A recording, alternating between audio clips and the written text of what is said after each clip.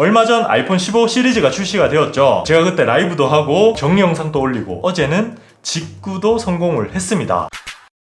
이렇게 제가 진짜 며칠 동안 아이폰 15에 대한 정보만 계속 보다 보니까 이젠 뭐 아이폰 도사가 되었습니다. 그래서 오늘은 아이폰 15에 대한 이 표를 보면서 어떤 기준을 잡고 선택을 하면 되는지 애플이 공개한 정보보다도 더 자세하게 정리를 해드리도록 할게요. 일단 외관을 보시면 소재 차이가 딱 나는데요. 프로는 많은 분들이 아시겠지만 티타늄 소재로 이제 알루미늄과 합성을 해서 고급스럽게 출시가 되었습니다. 그리고 또 눈에 띄는 게 하나 있죠. 바로 이 베젤입니다. 일반 버전이 조금 더 베젤이 두껍고요. 요거 제가 변태같이 한번 확대도 해봤거든요. 이게 프로고요. 이게 일반입니다.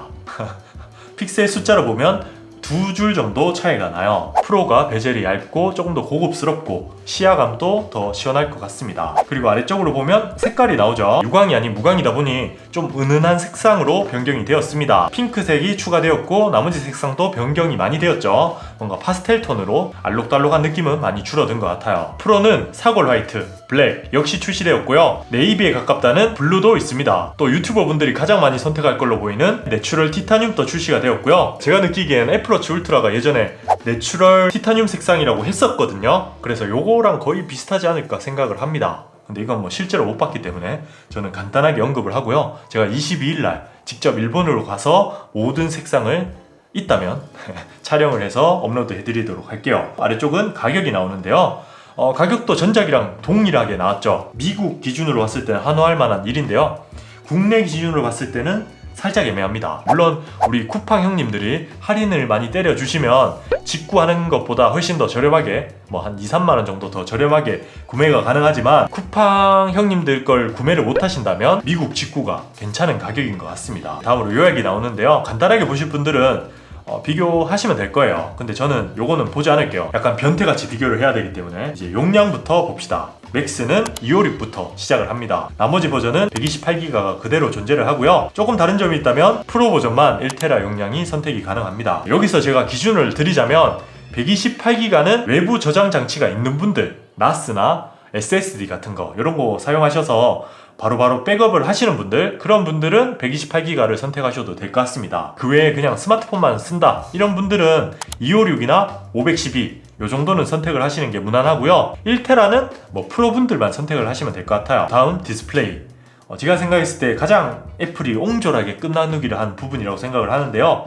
일단 기본적으로 디스플레이 자체로 끝나누기를 하진 않았습니다. 예전에는 LCD, OLED 이런 식으로 진짜 치사하게 끝나누기를 했었는데 이번에는 일반, 프로 모두 슈퍼 레티나 XDR 사용을 했고요. 다이나믹 아일랜드도 모든 모델 다 동일하게 적용이 되었죠. 그리고 아래쪽을 보시면 아시겠지만 PPI, 해상도 같은 경우도 동일하고요. 최대 밝기 동일하게 출시가 되었습니다. 유일하게 여기 보이시는 120Hz의 프로모션 디스플레이랑 AOD죠. 상시형 디스플레이만 끝나누기를 했는데요. 이거 은근히 신경 쓰이는 차이고요. 특히 뭐 역체감이 오지는 기술인 만큼 일반 아이폰 15 사실 분들은 프로는 안 보시는 게 좋을 것 같아요. 보고 보면 진짜 눈갱 오거든요. 그리고 다음은 이제 폼팩터, 크기와 무게에 대한 이야기인데요.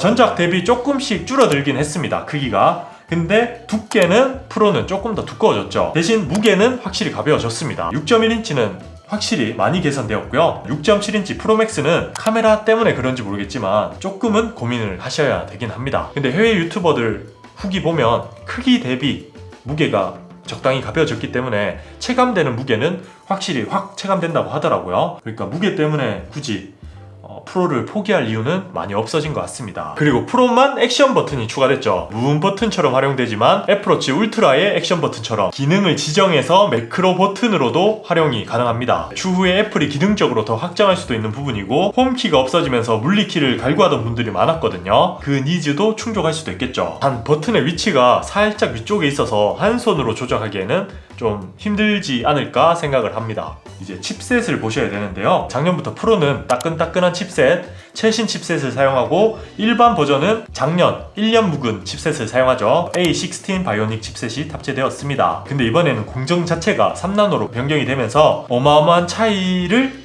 느낄 수 없을 겁니다. 한 10% 정도 개선이 된 것 같아요. 좀 차이 나는 부분이 있다면 GPU 코어가 하나 더 늘어나면서 그래픽 성능이 20% 정도 꽤 크게 차이가 날 것 같고요. 뉴럴 엔진도 2배나 더 좋아졌죠. 사진을 찍을 때 눕기 따고 글씨 인식하고 AI를 이용한 그런 기능들이 전작 대비 많이 좋아졌을 걸로 예상이 되기 때문에 일상생활에서는 체감되는 업그레이드가 있다고 봅니다. 그래서 한 3년, 4년 지속적으로 오래오래 쓸 분들은 한 30만원 투자해서 A17으로 가는 것도 괜찮은 선택인 것 같아요. 그리고 이건 스펙표에는 없는 내용인데 중요한 램도 끝나누기가 있습니다. 프로는 8기가, 일반은 6기가 램을 사용해서 2기가의 차이가 있고요. iOS가 최적화를 워낙 잘한다고 유명하지만 6기가는 모자란 감이 있거든요. 리프레시도 많이 되고 고사양의 앱은 램이 확실히 부족하다고 의견이 많이 나오고 있습니다. 1, 2년 정도 쓸 거면 모르겠지만 3, 4년 쓴다고 하면 프로가 좋은 선택이 되겠죠. 아래쪽에 카메라는 이제 일반 15 버전도 4800만 화소,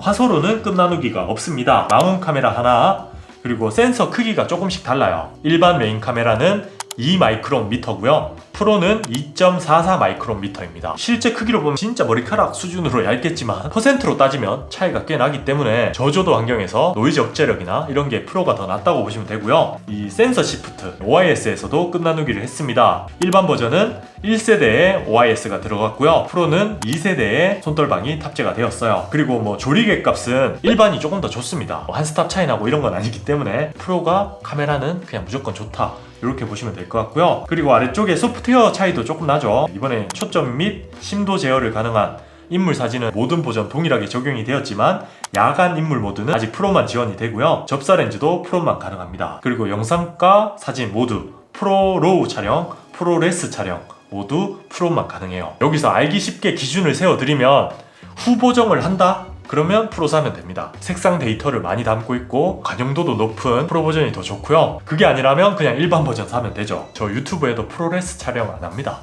용량 너무 커서 쓸 필요가 없어요. 넘어가면 되고요. 그리고 마지막으로 맥스와 프로에서 끝나누기가 있죠. 맥스에는 120mm 화각의 카메라가 추가가 되었습니다. 근데 이게 또 다른 함정일 수 있습니다. 제가 쇼츠에서도 말씀드렸지만 활용성 높은 77mm 화각의 망원 렌즈는 맥스에서는 삭제가 되었죠. 맥스도 카메라가 4개가 아니잖아요. 기존 망원 렌즈를 삭제하고 120mm의 화각이 들어갔기 때문에 그 3배 줌은 활용할 수 없게 됩니다. 활용을 하더라도 디지털 줌으로 활용을 하기 때문에 화질 열화가 많겠죠. 일반 분들은 콘서트장 갔을 때나 5배 줌이 더 유용하지 일상생활에서는 3배 줌이 더 나을 수 있거든요. 그러니까 뭐 무조건 카메라가 맥스가 좋다더라 이래서 맥스를 선택할 이유는 없다는 거예요. 그리고 아래쪽으로 쭉 내리면 무선 기술에서 차이가 하나 더 나죠. 스레드가 프로에만 탑재되었습니다. 스레드는 애플에서 사용하고 있는 IoT, 사물 인터넷에 사용되는 통신 프로토콜이라고 보시면 되는데요. 애플이 이 부분에 대해서 자세하게 설명은 안 했어요. 아마 추후에 애플의 스마트홈 시스템과 관련된 새로운 기능이 추가될 것으로 예상이 되고요. 이 기능들은 프로만 사용을 할 수 있겠죠. 애플 생태계를 좋아하신다면 차이가 있을 수 있는 부분이기 때문에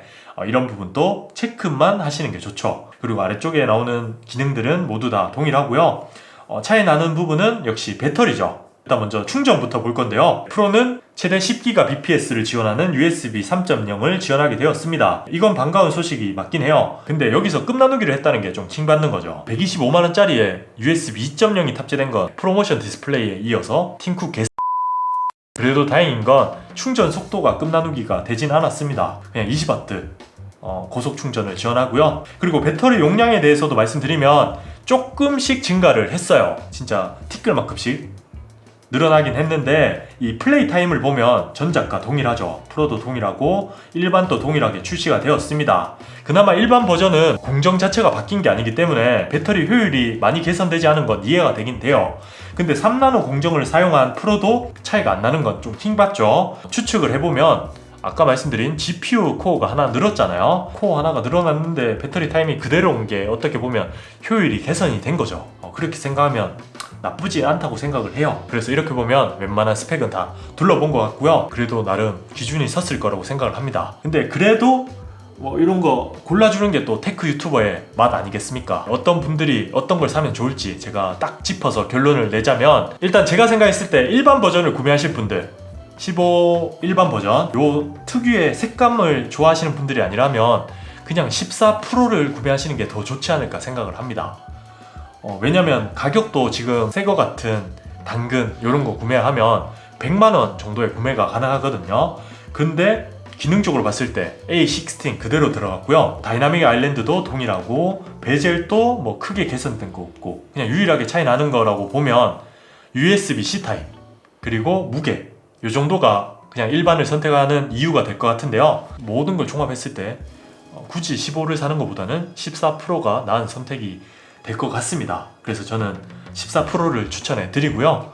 뭐 USB-C 타입 꼭 써야겠다 이런 분들은 15로 가시면 될 것 같아요. 그리고 프로를 선택하셔야 되는 분들은 그냥 신상이 좋으신 분들 사시면 됩니다. 그냥 최신 기술 다 들어가 있고 최고의 성능, 최고의 카메라, 거기에 무게도 많이 개선되었고 USB-C 타입 이런 것들 다 종합해보면 충분히 30만 원의 가치는 있다고 생각을 하고요. 그리고 마지막 프로냐 맥스냐, 아까도 말씀드렸듯 77mm 화각이 필요한지 120mm 화각이 필요한지 이것도 중요한 포인트가 될 것 같고요. 가장 중요한 건 화면 크기입니다. 배터리 타임도 맥스가 조금 더 길고요. 화면 크기와 배터리 타임이 나에게 30만 원의 가치가 있는지 그 부분을 가장 중요하게 따지고 구매하시면 후회는 없을 거예요. 그럼 여기까지가 저만의 선택법을 알려드린 거고요. 어떤 선택을 했는지 그리고 어떤 색상이 좋은지 제가 일본 가면 어떤 게 궁금한지 이런 것들 남겨주시면 제가 최대한 그 의견에 맞춰서 영상을 제작해 보도록 할게요. 저도 구매할 때 구매평 많이 보듯이 뭐 어떤 거 사는지 궁금하거든요. 그런 거 꼭 남겨주시기 바랍니다. 그럼 오늘은 여기까지고요. 다음에 봐요. 똥봐. 똥봐.